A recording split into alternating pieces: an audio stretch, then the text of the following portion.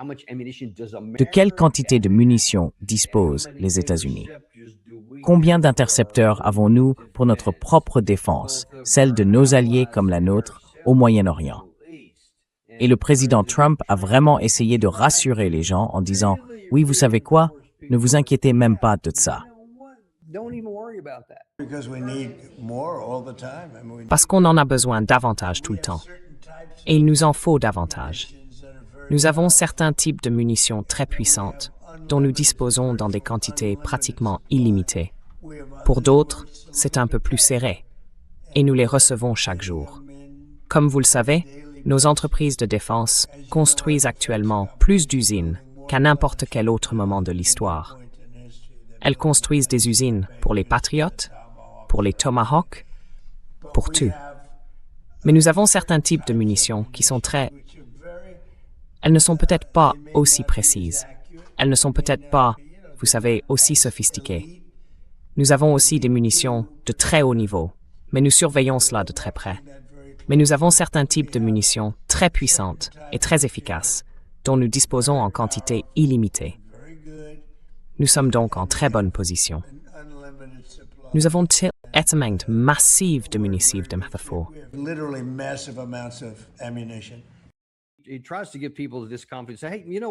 Il essaie de donner confiance aux gens.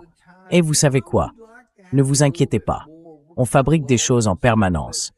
Oui, on aimerait en avoir un peu plus. On est un peu juste sur certaines choses. Mais ne vous inquiétez pas, parce qu'on construit toutes ces usines plus que jamais auparavant. Ce qui est évidemment absurde. Il y a eu ce petit événement appelé la Seconde Guerre mondiale. Peut-être en avez-vous entendu parler. Nous sommes alors passés complètement d'une économie de paix à une économie de guerre. Il y a eu une expansion massive du secteur industriel pour l'effort de guerre.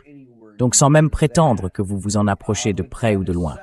Mais cela mis à part, une nouvelle usine, c'est des années avant qu'un seul missile ne sorte de quelque chaîne de production que ce soit. 3 à 5 ans.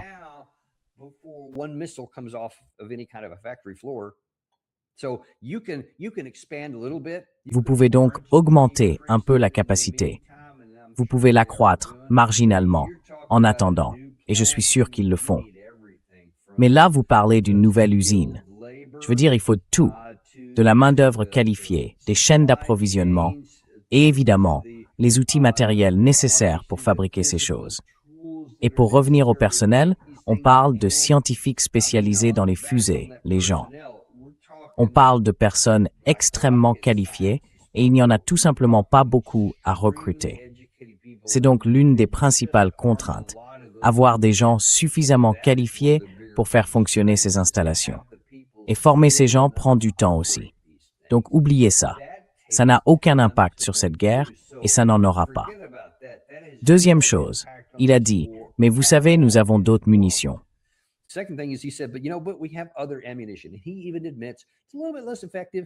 Il admet même que c'est un peu moins efficace. En réalité, c'est beaucoup moins efficace. Et puis, il y en a beaucoup d'ailleurs.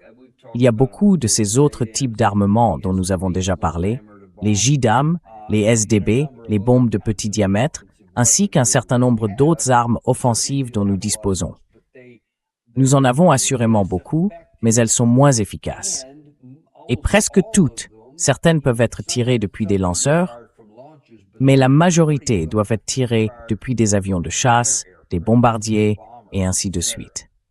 Il faut donc s'approcher beaucoup plus de la cible, ce qui vous expose davantage aux défenses aériennes iraniennes.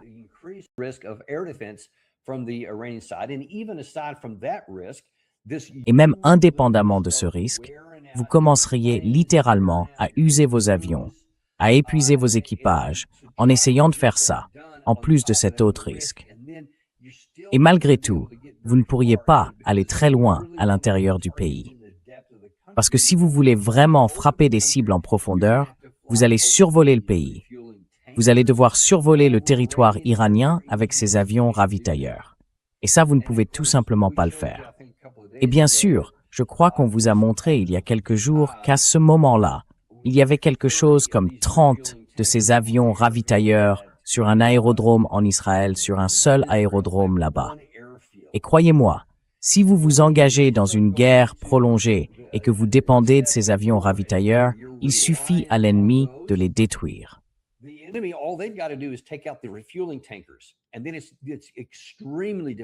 Et ensuite, il devient extrêmement difficile de mener quelque opération que ce soit à cause du rayon d'action de ces chasseurs. La plupart, ou en tout cas beaucoup d'entre eux, décollent de porte-avions situés à des centaines de kilomètres au large. Sans ces avions ravitailleurs, ils ne peuvent pas atteindre leur cible et revenir en toute sécurité. C'est donc le véritable talon d'Achille, même indépendamment du fait que les munitions ne fonctionnent pas. Alors, quand il dit « Vous savez, on a beaucoup de munitions », c'est techniquement vrai, mais elles ne vont rien faire à l'Iran que nos équipements plus performants, plus puissants et de plus longue portée n'ont pas réussi à faire non plus. Donc, ce faisant, il a admis sans le vouloir que nous ne pouvons pas vaincre l'Iran militairement. C'est un fait.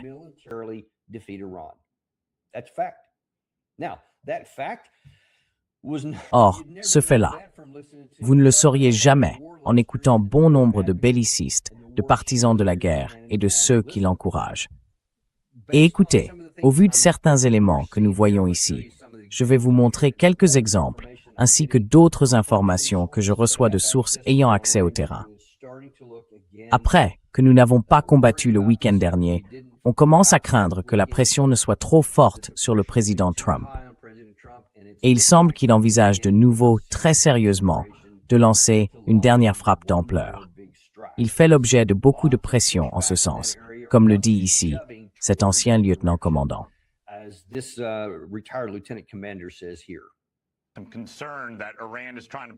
Je crains que l'Iran essaie de nous faire le coup de Lucie et du ballon de football, parce que son véritable objectif est de faire traîner les choses aussi longtemps que possible, jusqu'aux élections de mi-mandat. Mais, au fond, tout se résume au fait que le président Trump pourrait infliger des dégâts considérables à l'Iran s'il décidait de le faire. Il en a les moyens. Mais vous savez, je sais qu'il préférerait ne pas en arriver là si nous pouvons conclure un accord. J'imagine que c'est la dernière chance de l'Iran.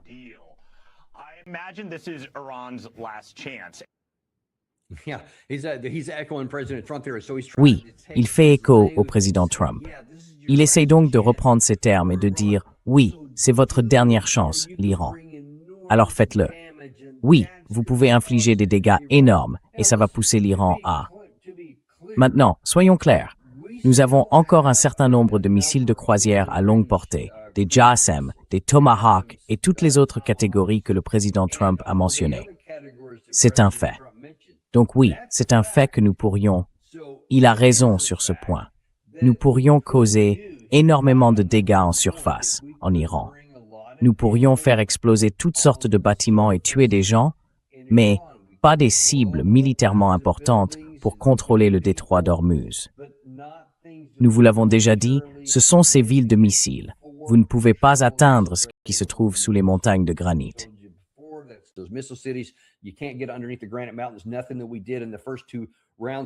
Rien de ce que nous avons fait lors des 2 premières phases de combat n'y est parvenu, et rien n'y parviendra lors des prochaines. Vous ne traverserez tout simplement pas une montagne de granit. C'est aussi simple que ça. Mais ça ne veut pas dire qu'on ne peut pas essayer. Et cette idée, encore une fois, ils veulent toujours présenter les choses. Comme Stoltenberg mentait il y a 1 minute. Ces gens veulent dire au peuple américain « Oh oui ». Parce que comprenez bien ceci, soyons clairs. Cette vidéo et toutes celles que je vais vous montrer sont toutes conçues pour vous tromper, vous, le peuple américain. Pour vous faire croire, premièrement, que cette guerre peut être gagnée, qu'elle peut réussir. Et deuxièmement, qu'elle doit l'être. Qu'il faut mener ce combat parce que ces fichus Iraniens, on ne peut pas leur faire confiance, quoi qu'ils disent.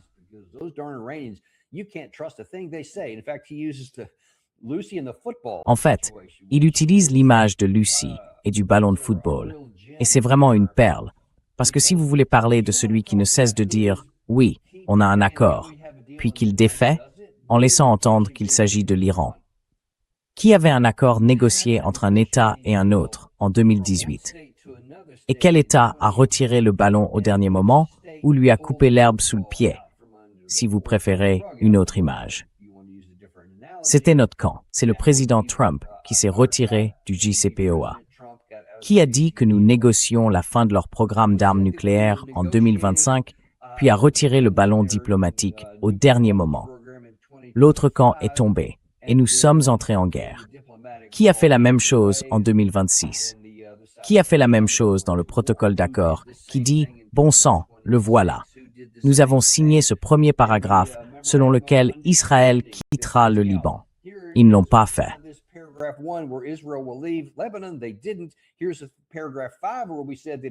Voici le 5e paragraphe où nous disions que l'Iran et Oman contrôleraient le détroit d'Ormuz, puis que nous nous y sommes insérés. C'était qui, déjà? Alors vous voulez parler de qui est Lucie et de qui retire le ballon. Vous devriez peut-être inverser la question. Je vous garantis que le camp ukrainien ou le camp iranien se dit la même chose. Et puis, l'idée selon laquelle l'intention de l'Iran serait simplement de faire traîner les choses. Ils voudraient attendre les élections de mi-mandat ou quelque chose comme ça. Non, ils ne veulent pas faire traîner. Ils veulent que ça se termine. Mais leur objectif absolu, inébranlable, c'est de contrôler le détroit d'Ormuz.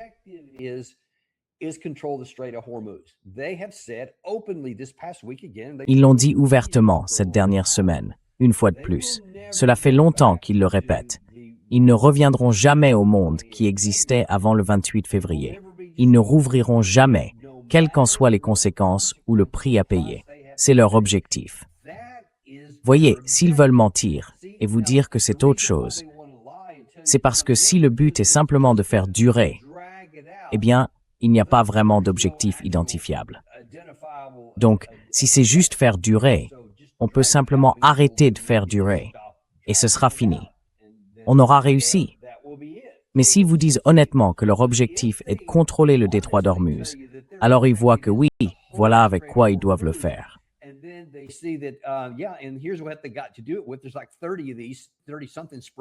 Il y en a une trentaine, 30 et quelques, répartis dans tout le pays, et pas mal d'autres choses encore. Et là, vous voyez, oh mince, on ne peut pas se débarrasser de ça. Donc, s'ils étaient honnêtes, et vous disaient quel est le véritable objectif, et quels sont leurs moyens pour s'en occuper, vous verriez à quel point c'est futile. Alors ils vont vous mentir et vous dire qu'il n'est pas le seul.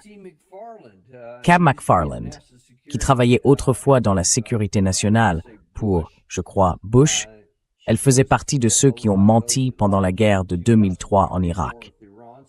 Elle a donc un parcours intéressant de ce point de vue. Elle va essayer de convaincre Trump, encore une fois, que le camp iranien est à bout de souffle.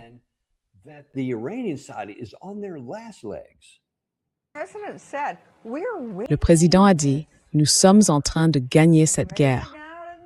Peut-être pas dans les médias, mais si vous regardez le prix du pétrole, par exemple, autour de 4,20 $ le baril, qu'il y ait un cessez-le-feu ou non, le pétrole est à peu près à ce niveau-là.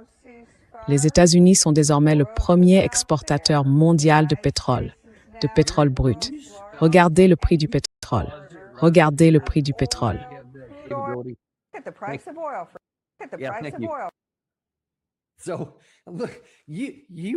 Alors, écoutez, vous voulez dire que nous gagnons la guerre, et votre exemple, c'est le prix du pétrole. Elle répond, oui, en réalité, nous gagnons la guerre. Pas dans les médias, mais dans les faits, nous gagnons la guerre. Et vous voulez vous appuyer sur le prix du pétrole, sur le papier, que le président Trump est connu pour manipuler afin de le maintenir artificiellement bas. Ça n'a rien à voir avec les véritables enjeux sur le terrain.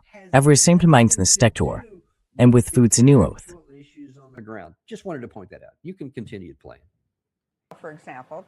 Par exemple, environ 80 $ le baril.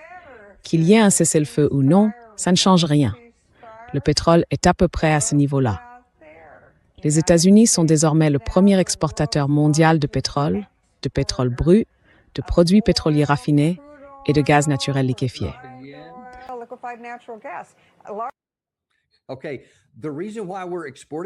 D'accord. Si nous exportons tout cela, c'est parce que nous puisons dans notre réserve stratégique de pétrole. Vous comprenez ça? Vous en comprenez l'importance? Elle présente ça comme si c'était une bonne chose. et comme si cela voulait dire que nous sommes en train de gagner la guerre. Je ne sais pas comment elle fait le lien entre ces deux choses, mais c'est très négatif pour nous, parce que cela réduit nos réserves d'urgence, tant pour notre armée que pour notre économie, au cas où, au-delà de cela, il y aurait d'autres restrictions sur le pétrole et une perte d'approvisionnement. Donc, littéralement, nous jouons avec notre avenir en faisant cela. Et encore une fois, ça n'a rien à voir avec cette guerre. Je m'égare. Je vous en prie, continuez. Dan, regardez son visage. Elle a l'air surprise par ce que vous venez de dire. Je ne sais pas. Elle ne devrait pas l'être. Oui, elle est bonne, celle-là. Oui, vraiment. Mais elle a aussi cet air vraiment arrogant sur le visage, comme si c'était évidemment le cas. Et jusqu'ici, rien de ce qu'elle a dit n'est juste. Mais voyons si elle a mieux à dire.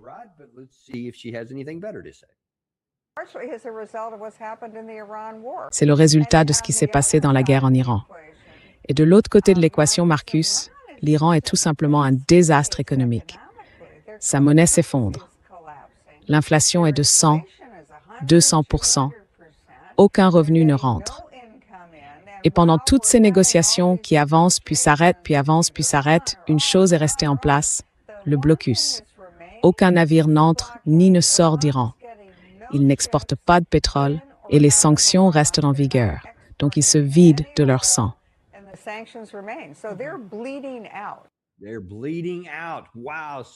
Ils se vident de leur sang.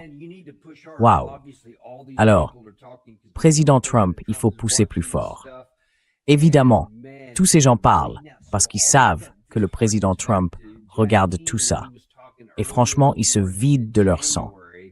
Ça rappelle Jack Keane au début de la guerre en janvier, quand il disait qu'ils étaient désormais si faibles, qu'ils étaient à l'agonie, qu'ils allaient tomber d'un moment à l'autre, qu'ils n'avaient jamais été aussi faibles de toute leur histoire. Tout ça, vous vous en souvenez? Il s'est avéré que c'était du pipeau.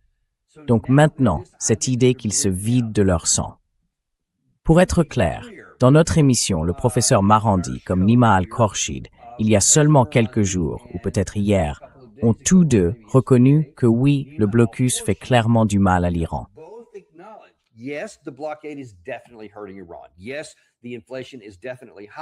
Oui, l'inflation est clairement élevée.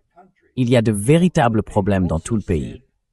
Mais ils ont aussi dit, et Alistair Crook le dit dans notre émission depuis des mois, que rien de tout cela ne compte. Parce que pour l'Iran, c'est une crise existentielle, au sens littéral, une crise qui concerne l'existence même de leur État. Et il n'y a aucun prix qu'ils ne soient prêts à payer. Encore une fois, pour revenir à l'idée que la population russe ne va pas s'effondrer, parce que le camp ukrainien veut lui rendre la vie difficile.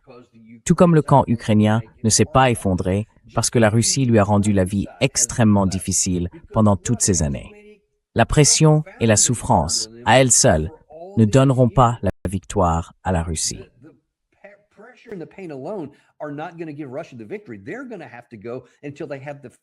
Ils vont devoir continuer jusqu'à ce qu'il y ait une destruction physique et qu'ils n'en aient plus la capacité. Peu importe à quel point le peuple ukrainien est courageux, patriotique ou héroïque, à un moment donné, cela ne comptera plus parce qu'il n'aura plus les moyens de se battre. Cela n'arrivera jamais du côté de l'Iran parce que, premièrement, vous n'avez pas de force terrestre. Vous ne pouvez donc rien faire au sol, contrairement aux Russes. Eux ont une composante terrestre qui met littéralement la pression sur les villes ukrainiennes. Et ils ont la puissance aérienne, les drones et tout le reste.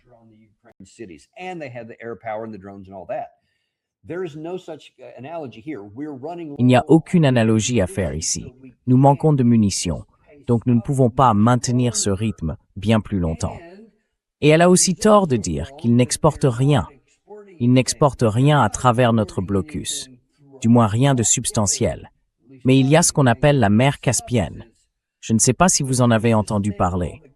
Ils peuvent y exporter des marchandises, dont une grande partie vers la Russie elle-même. Et ils ont, je crois, des frontières terrestres avec quelques 8 pays différents. Donc oui, ils transportent des marchandises, et le pétrole n'est pas leur seule ressource. Ils ont donc bel et bien une économie en dehors de ça.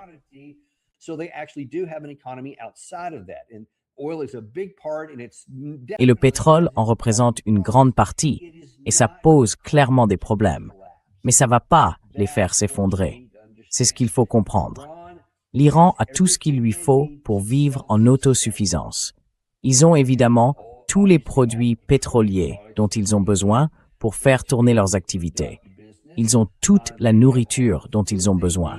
Ils ont toute l'eau dont ils ont besoin. Et la plus grande partie de leur économie est autonome. Mais ils ont des frontières terrestres par lesquelles ils peuvent faire passer des choses. Donc même si ça leur fera mal, ils peuvent tenir indéfiniment, comme ils l'ont fait pendant 8 ans lors de la guerre Iran-Irak. Nous avons une certaine expérience de cela. Donc sur ce point, elle raconte complètement n'importe quoi. Pourtant, elle veut pousser le président Trump à repartir vers une guerre totale. Et bien sûr, qui est le plus grand partisan de ça, tous autant qu'ils sont. Maintenant que Lindsey Graham est mort, ce rôle revient aux épaules, heureusement consentantes, de Jack Keane.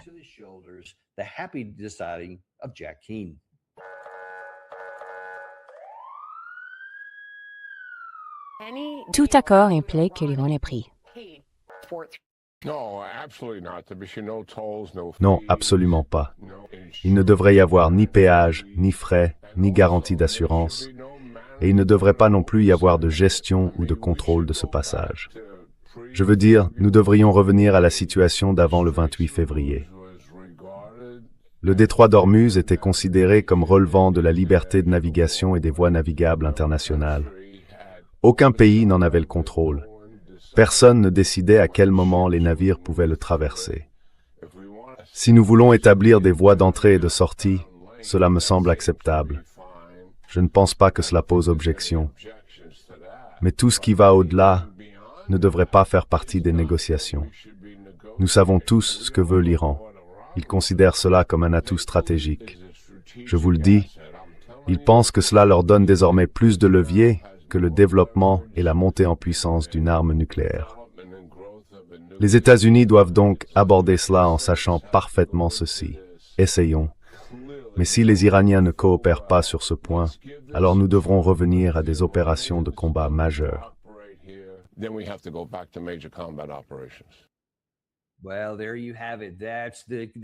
Eh bien, voilà. C'est ça, le point essentiel. Il a vendu la mèche.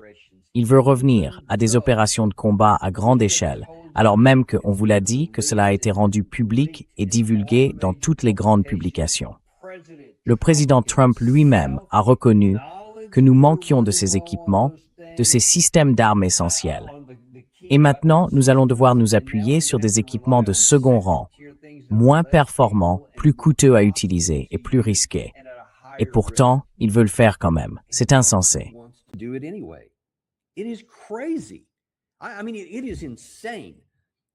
Je veux dire, c'est insensé de défendre ça, vu la profondeur des fortifications défensives du camp iranien, sa capacité à encaisser toutes ces frappes et à se maintenir de manière autonome, indéfiniment, et vu notre capacité très limitée, malgré toutes ces armes. Et comprenez aussi que même en laissant cela de côté, bon sang, vous épuisez presque tous nos systèmes d'armes essentiels, offensifs comme défensifs, dans une guerre qui n'aurait jamais dû être menée, qui n'a rien à voir avec la sécurité nationale américaine. Vous épuisez nos capacités au cas où nous entrerions dans une guerre que nous n'aurions pas choisie. Une guerre qui concernerait notre sécurité nationale et notre combat existentiel, si cela arrive. Personne n'y pense? Je crois que nous sommes tellement arrogants et présomptueux que nous pensons que personne ne nous ferait jamais ça. Même si nous brûlons ici toutes nos munitions dans une stupidité pareille et que nous nous rendons littéralement sans défense. Parce que en dehors de belles images, personne n'en a rien à faire du nombre de porte-avions que vous avez, du nombre de F-16, de F-22, de F-35, de B-1, de B-2, et ainsi de suite.